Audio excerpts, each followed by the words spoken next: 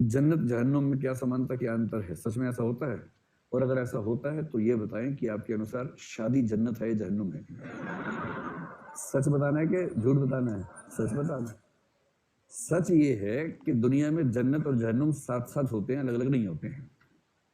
कल्पनाओं में जन्नत जहन्नुम अलग अलग होते हैं। तो आपकी शादी जिससे भी होगी उसमें जन्नत और जहन्नुम दोनों का अनुपात होगा, कॉन्टिन्यूम। ये डाइकोटमी नहीं है। आप जब भी विवाह करेंगे जिससे भी, कुछ मामलों में आप पाएंगे कि इतना बढ़िया जीवन हो गया कि क्या कहें, और कुछ मामलों में आपका मन करेगा जहर खिला दूं या खा लूं कम से कम। और शादी के 3 4 5 साल तक बर्तन टकराएंगे, सिर फूटेंगे आपस में, धीरे धीरे अभ्यस्त हो जाते हैं। और फिर ये होता है कि स्पेस फिक्स हो जाती है कि भाई इस मामले में ये बैल है, इससे कुछ नहीं बोलना है, और इस मामले में ये बैल है, इससे कुछ नहीं बोलना है। अपना अपना स्पेस फिक्स हो गया, बाकी में थोड़ा कब्जा चलता रहता है, और धीरे धीरे 8 10 साल के बाद पति पति भाई बहन टाइप के हो जाते हैं। उनमें एडजस्टमेंट, मैं जो कहना चाह रहा हूँ भाव समझे, जैसा एडजस्टमेंट आप भाई बहनों में आपस में होगा वैसा एडजस्टमेंट पति पत्नी में हो जाता है, क्योंकि सर सर फोड़ फोड़ के तो समझ जाते हैं कि इसके आगे कोई शक्ति हासिल नहीं होने वाली है। ठीक है, इसलिए सबसे बड़ी दिक्कत ये मानने में है कि जन्नत है या जहन्नुम है, या हटा के और लगा दीजिए तो शादी की सही व्याख्या हो जाएगी। तो बताओ विवाह क्या है?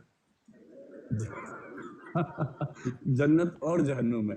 अगर दोनों कायदे के लोग हैं तो जन्नत पन ज्यादा होगा, जहन्नुम पन कम होगा, थोड़ा सा एलिमेंट कम हो जाएगा। सारा खेल अनुपात का है। तो किसी किसी के विवाह में जन्नत ज्यादा जहन्नुम कम, किसी किसी के में जहन्नुम ज्यादा हो जाती है। और जहन्नुम ज्यादा हो तो उसकी वजह वो दोनों व्यक्ति खुद ही होते हैं, कोई तीसरी शक्ति काम नहीं कर रही इसके पीछे। पूरी दोनों मूर्खों की मूर्खता का परिणाम होगा, और क्या होगा। सार्त्र ने तो कहा ही है, उसने पति पत्नी का संबंध, आज आप पति पत्नी में खूब बात कर रहे थे ना, सार्त्र ने बड़ी अच्छी एग्जाम्पल दिया। उसने कहा 3 स्थितियां हो सकती हैं। पहली स्थिति यह है कि उनमें से एक दूसरे को वस्तु बनाने में सफल हो जाए।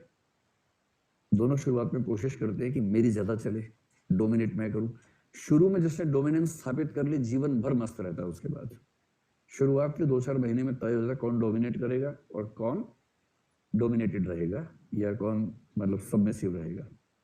तो जो शुरुआत में लठैती कर लेते ठीक ठाक, जैसे नाराज हो गया किसी बात पे, 3 दिन बात नहीं की, सामने वाला बेचारा विचलित हो रहा है बार बार। जो शुरुआत में 3 4 बार जिसने नाटक अच्छा कर लिया, जिंदगी भर उसकी धूम रहती है उसके बाद। और जो एक बार सॉरी बोलने का अभ्यस्त हो गया, वो जिंदगी भर अभ्यस्त रूप से, कोई गलती हुई, किसकी गलती किसकी नहीं, उसको मतलब नहीं होता। जैसे देखा सामने वाले का चेहरा तना हुआ, सॉरी। उसने कहा क्यों? जो भी है छोड़ो ना यार, वट एवर, सॉरी। तुम सॉरी रोज सुबह मुझसे 5 वैसे ही ले लिया करो, लेकिन ठीक रहा करो, है ना, ये मुंह सुझा के मत बैठा करो। तो जो सॉरी बोलेगा जिंदगी भर सॉरी बोलता रहेगा, और जो लठैती करेगा जिंदगी भर लठैती करेगा। आप लोगों के चेहरे की चमक बता रही है कि आज ज्ञान मिला, सही है ना।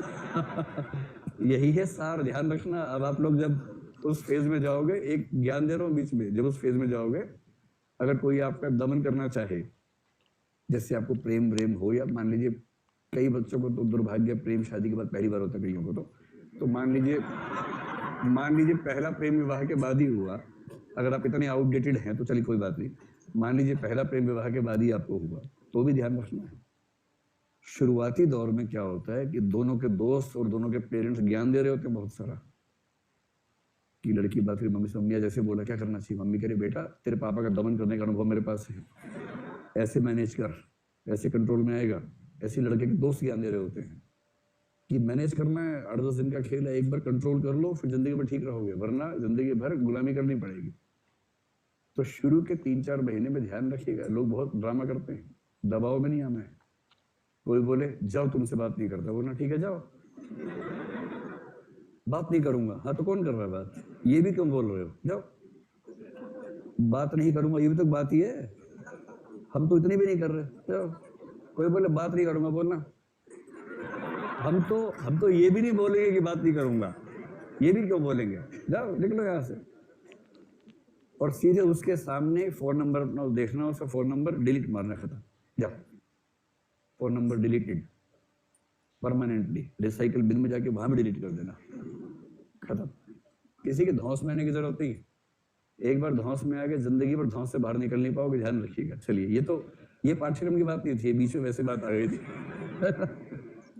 और अगर मान लो दोनों लोग बहुत मजबूत हैं, सार्त्र ने कहा एक स्थिति यह है कि उनमें से एक वस्तु बन जाए और एक डोमिनेट करे। जो अमूमन 90% से ऊपर शादियों में होता है। आपको अपने घर में अच्छे से पता होगा कि या तो दो में से एक डोमिनेट करता होगा, माँ या पापा, जिसमें 80-90% कैसे पापा होंगे, 10-20% कैसे मम्मी होगी। किसी किसी घर में क्या होता है, एरियाज ऑफ डोमिनेंस बढ़ जाते हैं कि इस मामले में बाप डोमिनेट करेगा, इस मामले में माँ डोमिनेट करेगी। या तो परफेक्ट डोमिनेशन होता है या एरियाज ऑफ डोमिनेंस होते हैं कि इस मामले में बाप चुप रहेगा, कुछ नहीं बोलेगा कि किसी घर क्या देना है, किसी घर जाना है, क्या निभाना है। बाप ने अगर चूं भी किया, डांट पड़ जाती है उसको, वो बोलता ही नहीं है। और जो कुछ और मामले हैं, एक्सटर्नल अफेयर्स वाला मामला है, मतलब संपत्ति या आर्थिक मामले हैं, उन सब मामलों में माँ चुप रहती है, तो एरिया बढ़ जाता है ना। अगर दोनों की ताकत बराबर है, कोई दबने को तैयार नहीं है, तो सार्थने का फिर दो ही तरीके हैं, या तो ये अलग हो जाएंगे, अलग नहीं होंगे तो सबके सामने समान या एक देखते हुए भीतर अलग हो जाएंगे। और इसलिए उसने कहा कि विवाह दरअसल डोमिनेशन स्थापित करने की प्रक्रिया है, और वो प्रक्रिया सफल न हो पाए तो विवाह विफल हो जाता है। और सार्थ कह रहा है विवाह का विफल होना बधाई की बात है। इसका मतलब कोई व्यक्ति किसी दूसरे व्यक्ति को वस्तु नहीं बना पाया, क्योंकि वस्तु बनाने की पूरी कोशिश थी और कोई वस्तु बनने को तैयार नहीं हो रहा है। इससे अच्छा क्या हो सकता है कि दोनों व्यक्ति व्यक्ति रह गए, वस्तु नहीं बने। प्रभावित नहीं होने ऐसी बातों से। ये तो मैं बता रहा हूँ कि सार्थ ने ऐसा बोला था, सार्थ तो समझ नहीं पाया था, पर उसने बोल दिया ऐसा। उसे पता होता, भारत की शादी देख लेता, उसके बाद बोलने बंद कर देता हूँ। भारत का तो अलग मामला है।